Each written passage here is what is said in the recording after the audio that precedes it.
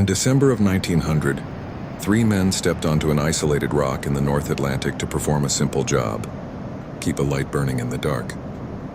They were seasoned mariners trained to endure isolation and violent weather.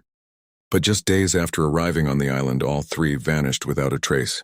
When rescuers finally made land, they found no bodies, no signs of a struggle, and a lighthouse trapped in time.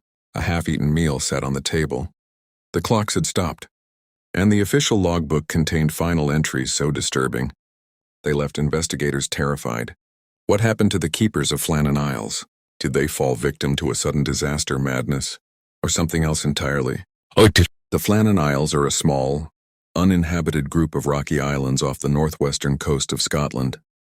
The largest of them is Eilean Mòr, a desolate piece of land, surrounded by sheer cliffs and violent sea currents. In 1899, the Northern Lighthouse Board constructed a state-of-the-art lighthouse on Eilean Mòr to guide transatlantic ships safely through the dangerous waters. Operating the station required three men working in rotation: Thomas Marshall, James Duquette, and Donald MacArthur.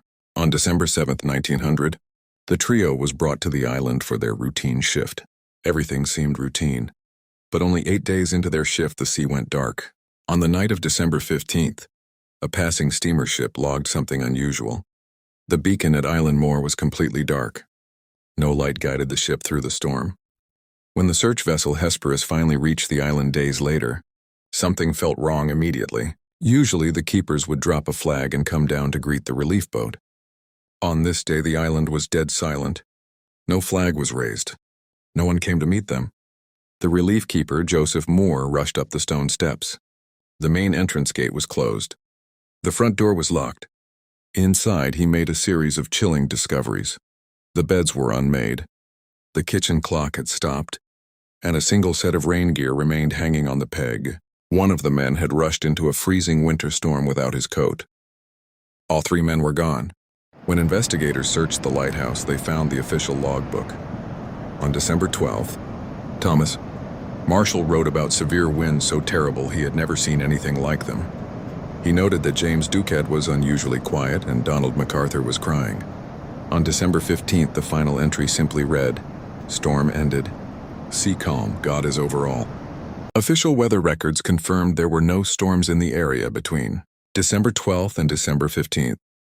The weather had been calm. So what happened? The main theory suggests a massive rogue wave swept two men into the sea, and the third rushed out to help before being carried away himself. Others suspect madness or local cursed folklore.